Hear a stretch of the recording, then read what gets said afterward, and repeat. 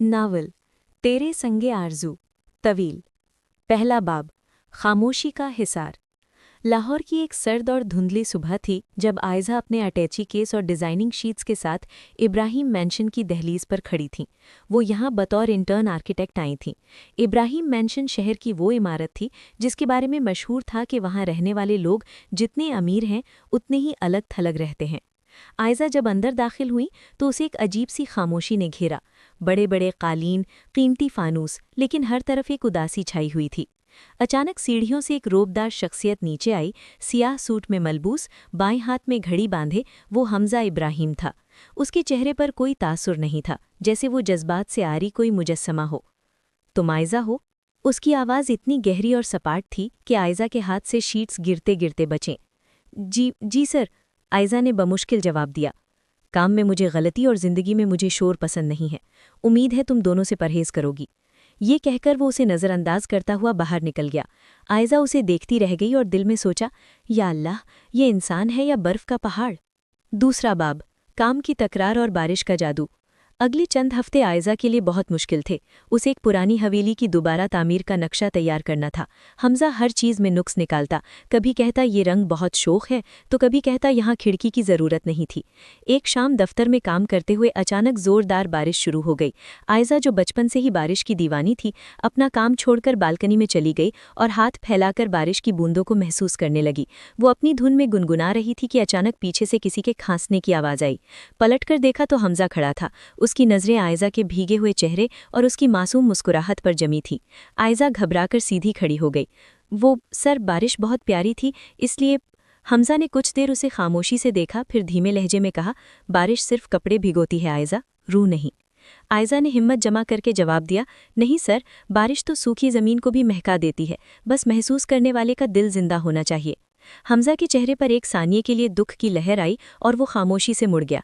आयज़ा को पहली बार महसूस हुआ कि इस सख्ती के पीछे कोई बहुत बड़ा दर्द छुपा है। तीसरा बाब हवेली के राज। प्रोजेक्ट के सिलसिले में दोनों को शहर से दूर उस पुरानी हवेली जाना पड़ा जिसकी तज़ीन व आराइश होनी थी। वहाँ क़याम के दौरान आयज़ा को हमजा के बारे में कुछ सच्चाइयाँ मालूम हुईं। उसे पता चला कि हमजा की मंगेतर ने उसे ऐन शादी के दिन एक अमीर बिजनेसमैन के लिए छोड़ दिया था, जिसके बाद हमजा ने खुद को एक खोल में बंद कर लिया था। एक रात हवेली के टेरेस पर बैठे हुए हमजा ने अचानक पूछा, तुम हर वक्त इतनी खुश कैसे रह लेती हो? क्या तुम्हें कभी किसी ने दुख नहीं दिया? आयज़ा ने आसमान की तरफ देखा और कहा, दुख तो ज़िंदगी का हिस्सा है हमजा साहब, लेकिन इन दुखों को ओढ़कर बैठ जाना ज़िंदगी की तौहीन है।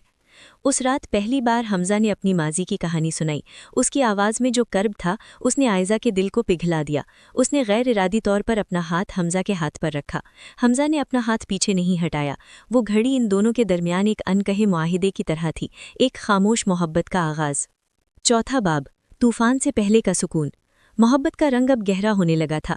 हमजा अब आयज़ा के लिए तोहफे लाने लगा था, कभी उसकी पसंद की कोई किताब तो कभी उसके पसंदीदा रंग के फूल। हमजा के मुलाजिब हैरान थे कि उनका साहब, जो कभी मुस्कुराता नहीं था, अब गाहे बगाहे हंसने लगा था। लेकिन कहानी में मोड़ तब आया जब हमजा की वालिदा बेगम इब्राहिम ने हमजा के लिए अपनी भांजी सारा का रिश्ता तय करने का ऐलान किया। सारा एक मॉडर्न और मगरूर लड़की थी जो आयज़ा को एक आम सी मुलाजिमा समझकर नीचा दिखाती थी। जब आयज़ा ने ये सुना तो उसका दिल टूट गया। उसने सोचा कि वो एक आम सी लड़की है, हमजा के मर्तबे का मुकाबला कैसे कर सकती है। उसने हमजा से किनारा कशी शुरू कर दी और इस्तीफ़ा लिखकर उसके मेज़ पर रख दिया। पांचवा बाब इतराफ़ और आजमाइश। हमजा ने जब इस्तीफ़ा देखा तो वो आग बगूला हो गया। वो सीधा आयज़ा के घर पहुंचा। ये क्या है आयज़ा, तुम मुझे छोड़कर जा रही हो? वो गुस्से और तड़प से चिल्लाया। आयज़ा की आंखों में आंसू थे। आपकी शादी साला से होने वाली है, मेरा यहाँ कोई मकाम नहीं है।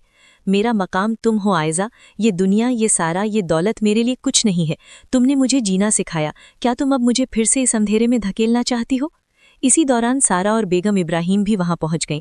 एक हंगामा खड़ा हो गया। बेगम इब्राहिम ने साफ कह दिया कि अगर तुमने इस लड़की से शादी की तो इस घर और जायदाद से तुम्हारा कोई ताल्लुक नहीं रहेगा। हमजा ने एक लम्हा भी ज़ाया नहीं किया। उसने आयज़ा का हाथ थामा और अपनी माँ की तरफ देखकर कहा, मुझे ये जायदाद नहीं, ये जान चाहिए। मैं आपका बेटा बनकर रहूंगा, लेकिन इस घर के वारिस के तौर पर नहीं, बल्कि आयज़ा के शौहर के तौर पर। आखिरी बाब एक नई जिंदगी का सूरज। حمزہ نے وہ سب کچھ چھوڑ دیا جس کے لیے لوگ ترستے ہیں۔ اس نے ایک چھوٹے سے اپارٹمنٹ میں زندگی کا آغاز کیا اور اپنی محنت سے ایک نئی کمپنی کھڑی کی۔ عائزہ اس کے ساتھ ہر قدم پر کھڑی رہی۔ 1 سال بعد جب حمزہ کا نیا پروجیکٹ کامیاب ہوا تو وہ عائزہ کو اسی پرانی حویلی میں لے گیا جہاں سے ان کی محبت شروع ہوئی تھی۔ اب وہ حویلی ایک خوبصورت گھر میں بدل چکی تھی۔ حمزہ نے عائزہ کے سامنے گھٹنوں کے بل بیٹھ کر ایک انگوٹھی نکالی۔ عائزہ، میں نے زندگی میں بہت سی عمارتیں بنائیں لیکن میرا دل تمہارے بنا ہمیشہ ایک کھنڈر تھا۔ کیا تم تاحیات اس گھر کی رونق بن کر رہو گی؟ عائزہ نے مسکراتے ہوئے آنسوؤں کے ساتھ ہاں کہی۔